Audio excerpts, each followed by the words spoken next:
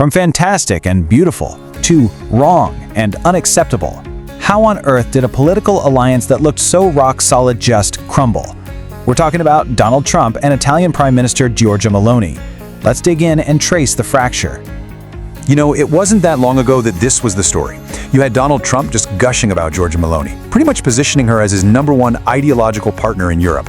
And honestly, on the world stage, this thing looked like a truly unbreakable bond. And then, this. A complete 180. The praise just flips to condemnation. It really makes you ask, what could possibly happen to cause such a dramatic and public split in this powerful relationship? To really get the shock of this collapse, we have to start at the very top, at the peak of their partnership. You've got to understand, this wasn't your typical, handshake and a photo op kind of deal. This was framed as something much deeper, a personal and political alliance. And the signs were everywhere. I mean, Meloni was the only European leader at his inauguration. She was a guest down at Mar-a-Lago. The message couldn't have been clearer. She was his person in Europe. And remembering this part is absolutely crucial to understanding just how wild the next part of this story really is. So where did it all start to go wrong? Well, it wasn't just one single event. It was actually a series of very public moves by Meloni that seemed to fly right in the face of some of Trump's biggest foreign policy positions.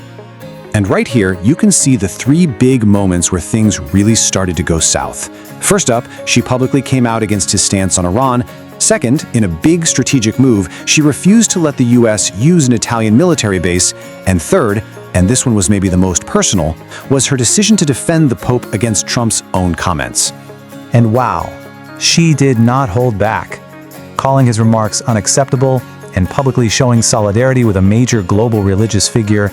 That's not just a disagreement, that's drawing a very clear line in the sand.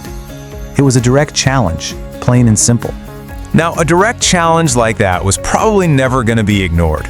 Trump's response was fast, it was public, and it was intensely personal, turning what was a political disagreement into a full-blown war of words. I mean, just look at the shift here. The language tells you everything you need to know. Strong leader becomes wrong. Fantastic becomes shocked. And the idea that she had taken Europe by storm just morphs into this wild accusation that she doesn't care about nukes. It's a complete takedown of his former ally, all playing out in the press. And get this wasn't some late-night tweet he could just delete. He went to an Italian newspaper with this. He claimed she was so careless, she'd let her own country get blown up by nuclear weapons. I mean, that is a shocking and deeply personal attack that takes things way, way beyond politics. Okay, so after that very public and very nasty fallout, this whole conflict moved from just words to actual actions. Italy made a huge move in its foreign policy, and it sent a very clear message to Washington about where it was heading. With just a single day's notice, Meloni's government did something that was absolutely impossible to ignore. It suspended its defense agreement with Israel. Now, why does that matter? Because Israel is a key U.S. ally. This was a direct policy consequence of that personal relationship completely falling apart.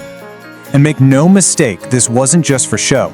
This move stopped the sharing of military equipment, it halted technology research. In one move, Italy went from being one of Israel's best friends in Europe to actively cutting off major military ties. That's a huge deal.